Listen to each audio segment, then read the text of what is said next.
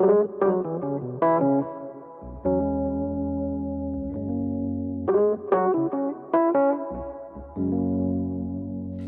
fait, vous êtes quand même un grand spécialiste de Georges Lemaître, donc le chanoine Georges Lemaître qui est à l'origine. Peut-être un des spécialistes. Ou un des spécialistes de Georges Lemaître, donc, qui est qui est le théoricien de la théorie du Big Bang. Mhm. Qui justement s'est retrouvé confronté à ces questions Oui. parce on a dit ah tiens ben, s'il y a eu un commencement de l'univers avec le Big Bang, ça veut dire qu'il y a un Dieu créateur. Mhm. Et Georges Lemaître a dû débattre en tout cas a dû prendre position sur ce qu'on faisait de sa théorie, Oui. ou de ses découvertes, ou de ses recherches. Mhm. Est-ce que vous savez nous dire un petit peu qu'est-ce qu'il en est dans cette histoire, qu'est-ce qui s'est passé, qu'est-ce que Georges Lemaître a dû faire? Est-ce qu'il a dit oui, c'est une preuve, ou est-ce que non, c'est pas une preuve? Voilà. Alors, Georges Lemaître a donc un parcours assez intéressant. Dans sa jeunesse, il a adopté une position durant la guerre de 14, par exemple, qui était un peu concordiste, mais il a eu la chance de rencontrer Léon Bloy. Et Léon Bloy, il l'a rencontré dans cette maison que Charles Péguy avait léguée à Bloy.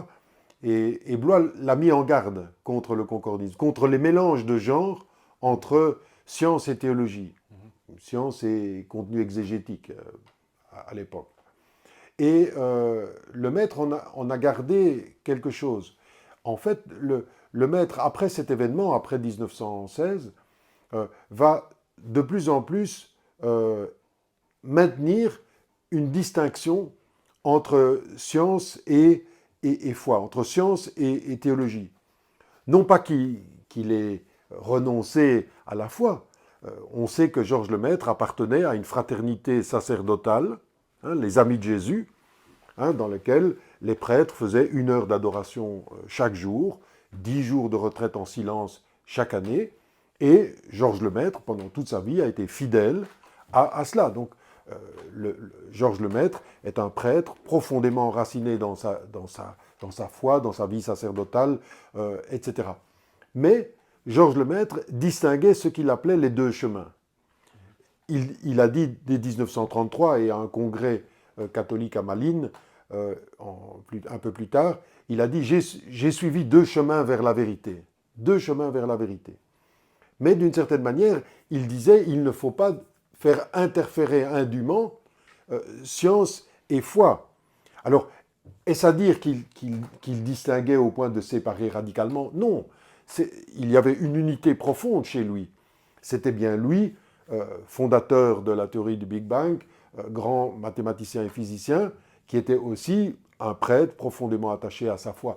Donc, il disait l'unité se fait dans l'unité de l'action et dans l'unité de ma personne, disait-il. C'est lui-même qui est à la fois un grand scientifique et un profond croyant.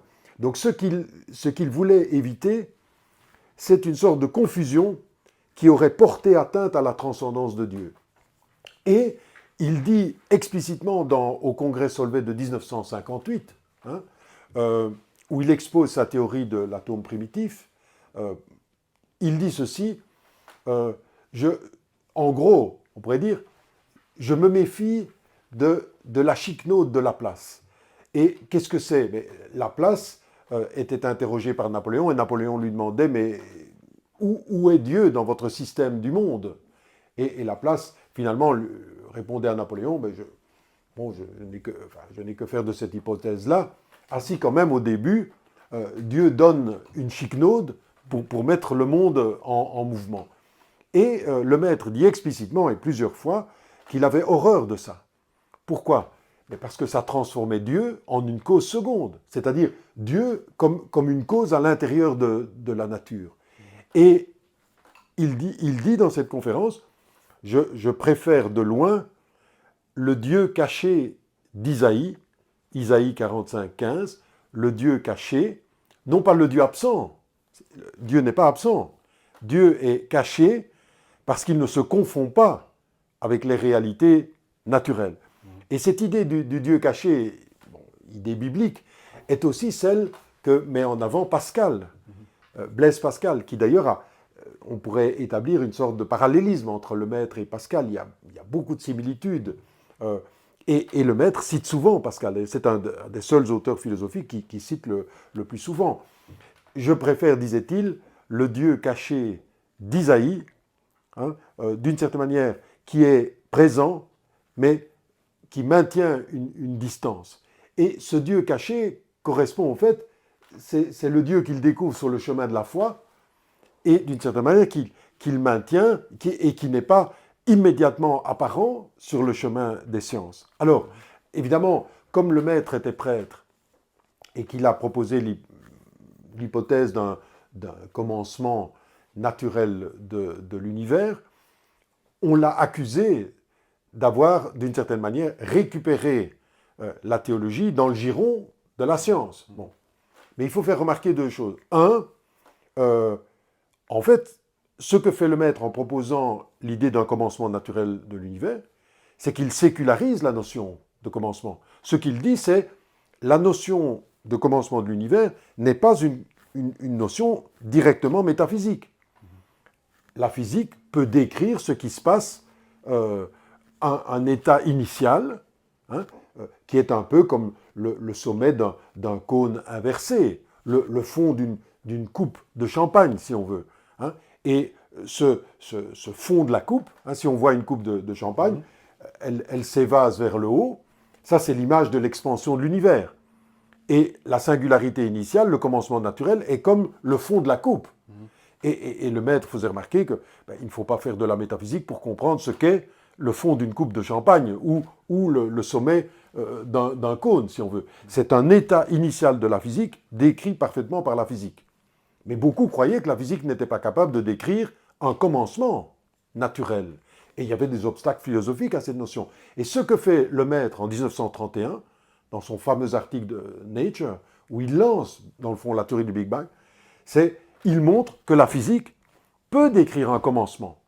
Et il dit, à plusieurs reprises, commencement naturel, mais pas création. Je dis commencement naturel, mais pas création. Pourquoi? Parce que le maître a été, et c'est le deuxième point, le maître a été formé solidement au thomisme.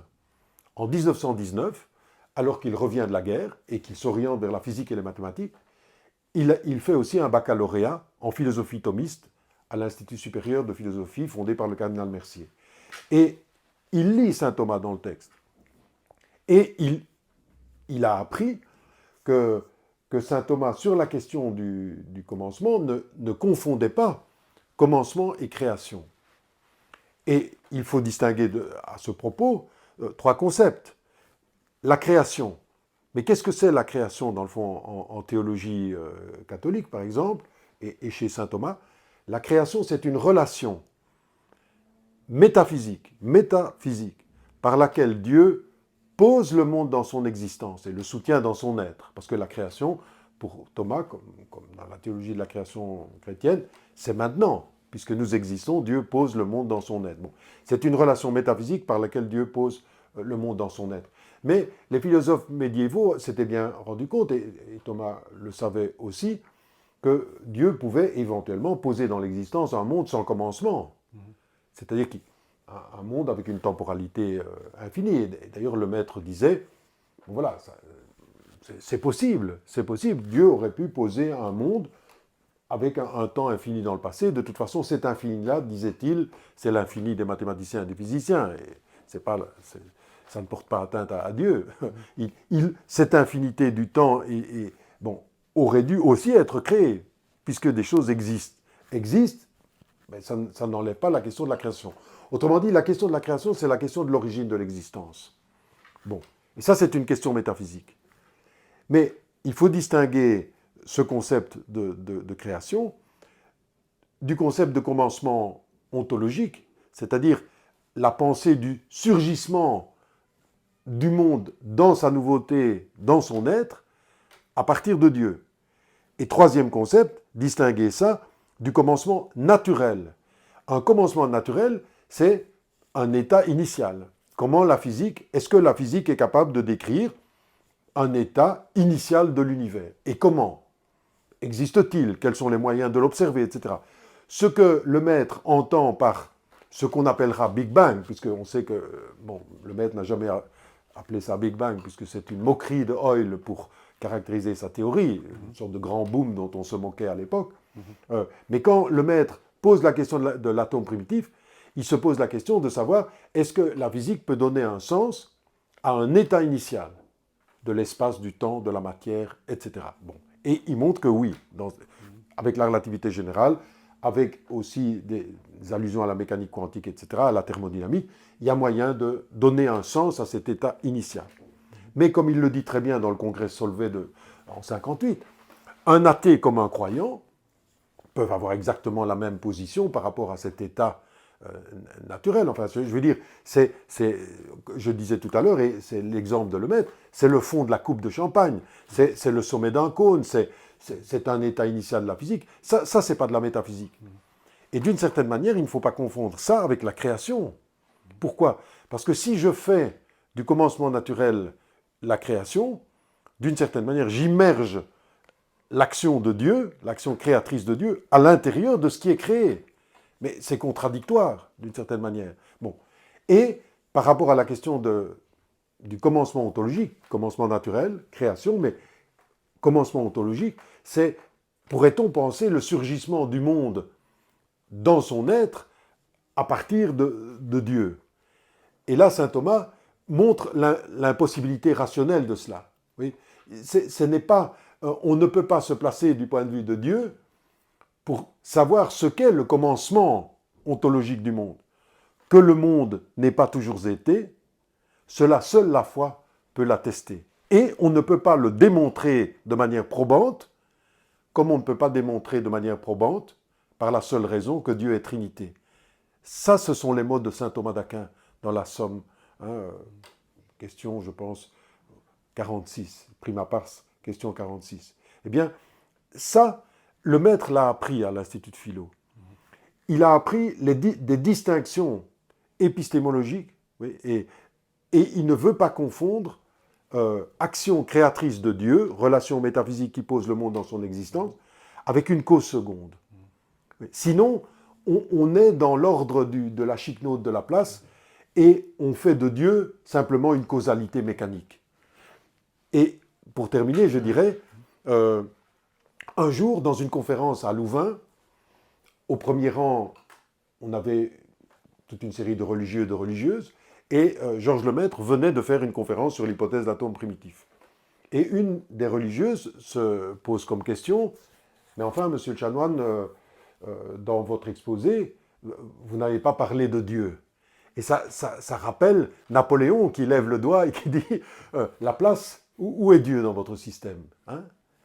Et Georges Lemaître lui répond directement, ma sœur, j'ai trop de respect pour Dieu que pour le transformer en une hypothèse de la physique. Et là, il y a quelque chose d'intéressant. Alors, qui ne va pas avec une absence de foi, bien entendu, et un jour, Monseigneur Massot, l'ancien recteur de Louvain, qui mangeait dans les années 50 tous les jours avec le maître, m'a dit qu'il lui avait un jour posé la question, oui, mais l'atome primitif, d'où vient-il, etc. Et le maître lui a répondu, mais bien entendu, c'est un effet de la création. C'est Dieu qui crée. Mais je ne confonds pas l'action de Dieu avec une causalité de la physique. Et c'est dans ce sens-là, on pourrait dire, il distinguait pour justement ne pas confondre, mais pour lui, bien entendu, il y a une articulation. Il y a une articulation. Mais bien entendu, n'étant ni philosophe ni théologien professionnel, il n'a pas développé la manière dont on pouvait articuler. Mais on peut dire que, je ne sais pas si on fait allusion à un de ses élèves, à la fois mathématicien et philosophe, Jean Ladrière, mais Jean Ladrière a, d'une certaine manière, pensé cette articulation par la médiation de la philosophie, ce qui est d'ailleurs tout à fait traditionnel dans l'Église catholique. Oui, c'est ça. Ok, très bien. Ouais, d'ailleurs, je suppose que si on veut travailler ces rapports entre foi et raison, entre foi et science, ou théologie et sciences naturelles, il faudra peut-être s'intéresser à Jean Ladrière, à votre œuvre bien sûr, et aussi à celle de Jean Ladrière. Non, je ne me compare pas à Jean Ladrière. Mais c'est vrai qu'il serait intéressant de reprendre la pensée de Jean Ladrière, qui est d'ailleurs une pensée qui est parfaitement en harmonie avec la pensée thomiste traditionnelle. En fait, si on reprend la pensée de Maritain, Hein, on doit distinguer pour unir. Mhm. Mais comment peut-on unir science et théologie? Donc, il faut distinguer les plans, mais le grand danger, je crois que il y a deux dangers symétriques aujourd'hui. C'est d'une part de faire sortir immédiatement la théologie des sciences, et c'est très dangereux, non seulement parce que la science a une autonomie relative, mais c'est très dangereux parce qu'on risque de perdre la transcendance de Dieu. Donc on ne peut pas sombrer dans une espèce de monisme. Voilà. Si on a la foi, bien entendu. Hein, on pourrait dire, si je suis panthéiste, je peux soutenir ça. Mais d'une certaine manière, le danger pour une position de foi, ce serait de confondre purement et simplement les niveaux et de faire sortir Dieu directement de la science. Mais l'écueil symétrique, ce serait de dire, ben pour éviter ça, je vais mettre une fracture radicale entre les deux. Et dans le fond, Jean Ladriel, la pensée de Jean Ladriel, pensée de l'articulation, permet d'éviter ces deux écueils. Ouais. Comment? Par la médiation de la philosophie. La philosophie est ce champ de la raison qui permet de mettre en dialogue science et théologie sans les confondre, puisqu'il y a une médiation, mais sans les séparer radicalement parce qu'il y a un espace de dialogue. Et cet espace de dialogue couvre la philosophie, est structuré par la chose suivante, c'est que, comme nous l'avons dit précédemment, la science, dans son fonctionnement, ne cesse pas de poser des questions qui débordent son champ. On ne peut pas s'empêcher de poser la question de la source de l'existence quand on travaille à tout moment sur les fondements de l'existence de certaines choses, ou du sens de l'évolution quand on voit certaines choses dans l'évolution biologique, etc. Bon, inévitablement, ou des questions de valeur, puisque quand on travaille sur le vivant, se posent des questions éthiques, etc., qui ne sont pas du champ de la science, mais qui sortent inévitablement du champ de la science, enfin, qui sortent, qui sont suscitées par le champ de la science. Et donc, à tout moment, des questions sont suscitées par les sciences auxquelles les sciences ne peuvent pas répondre, non pas parce qu'elles ne sont pas assez fortes, mais ça sort de leur méthodologie. Bon. Et ces questions sont des questions de fondement métaphysique, justement, d'origine, des questions de valeur et des questions de sens. Ces questions-là, la philosophie peut les élucider, peut les préciser, et puis offrir le champ des réponses raisonnables à ces questions. La raison va baliser les possibles. C'est d'ailleurs une méthode qu'employait Maurice Blondel, ce qu'il appelait la méthode des résidus. On va voir toutes les possibilités, et avec la raison, on va bloquer certaines choses qui pourraient être déraisonnables. Mais on reste devant un champ possible. L'articulation se fait dans un sens. Vous voyez, on va des sciences vers les questions philosophiques. Mais il y a l'autre partie du chemin qui permet l'articulation. On part de la foi, on part d'une explicitation rationnelle de la foi, et on dégage un certain nombre de réponses que la théologie offre à des grandes questions concernant les valeurs, concernant le sens, concernant les fondements métaphysiques. Et ces deux chemins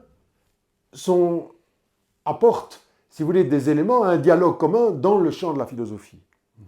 Et c'est ça qui constitue, d'une certaine manière, l'articulation. Et cette articulation est féconde pour tous les domaines.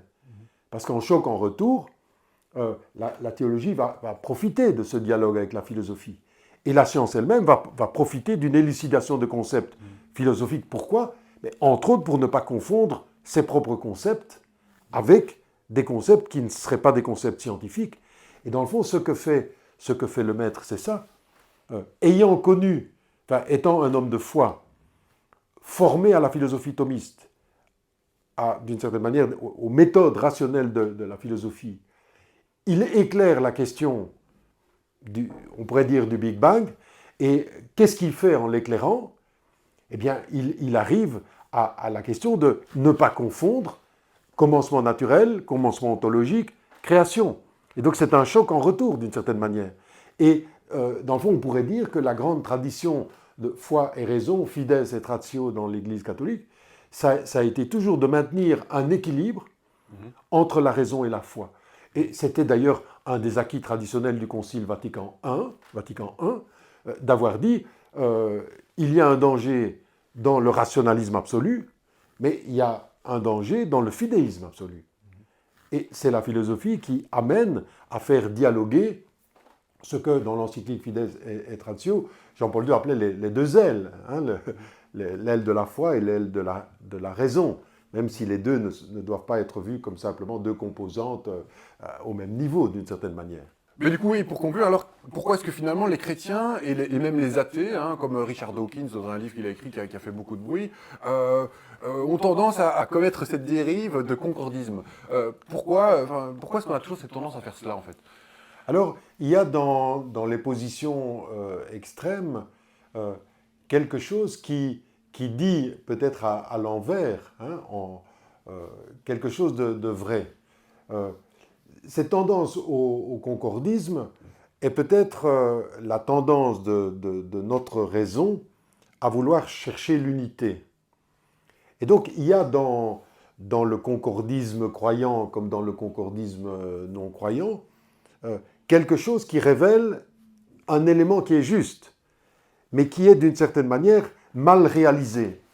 Ce qui est juste, c'est que la raison cherche une unité, cherche à penser l'unité, parce qu'elle ne peut pas simplement être, je ne sais pas moi, devant deux mondes, le monde de la chapelle et le monde du laboratoire, avec une séparation radicale. Non, là, on cherche l'unité.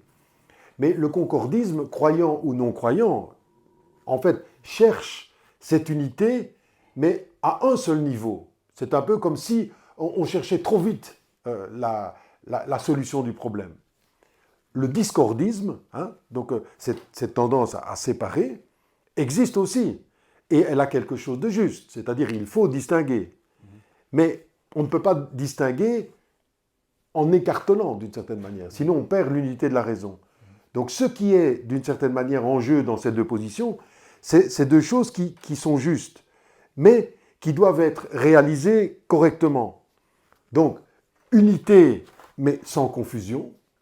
Et le problème, c'est que souvent l'unité est réalisée en confondant. On fait sortir la science, enfin Dieu de la science, ou bien on interdit l'existence de Dieu à partir d'arguments de la biologie ou de la physique, etc. Donc on cherche l'unité, mais on la réalise à un seul niveau et trop vite. Bon.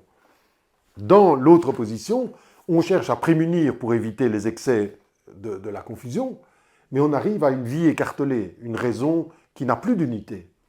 Et donc, moi je pense que ces deux tendances, on doit les prendre en compte. Parce que de fait, pour quelqu'un qui a la foi, il y aurait ce double danger, soit de tout confondre et de perdre la transcendance de Dieu, mais à force de trop séparer, et ça peut être un risque d'une personne trop prudente, le croyant trop prudent qui va séparer, ce serait de dire, mais la foi n'a plus rien à faire, n'a plus rien à dire, n'a plus de lien avec la beauté du monde, l'ordre du monde. Or, les sciences sont un lieu extraordinaire d'émerveillement, de contemplation, etc. Donc, et quand le théologien parle du monde, il parle bien du même monde dans lequel nous sommes et dans lequel les scientifiques sont. Donc il y a quelque chose du lien qui est inévitable. Mais de nouveau, il ne faut pas confondre trop vite pour chercher une unité qui est une unité à un seul niveau.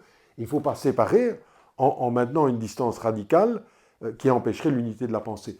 Et c'est là que je pense qu'il faut retrouver une pensée stimulante qui cherche à articuler. Alors, nous avons parlé de Jean Ladrière, mais il faudrait peut-être aussi se replonger dans les écrits d'un Maurice Blondel ou d'un Henri de Lubac, parce que ces personnes ont de fait, ces tout grands philosophes, Blondel, tout grand théologien de Lubac, ont cherché justement à avoir ce chemin de l'immanence vers la transcendance, en respectant les niveaux, en respectant les deux niveaux, en cherchant l'unité, mais sans la confusion. Et je pense qu'on aurait intérêt, pour dépasser peut-être ces écueils ou ces débats qui sont un peu stériles, de se replonger dans ces grands auteurs qui ont, dans le fond, penser l'articulation profondément, et dans un sens qui est d'ailleurs celui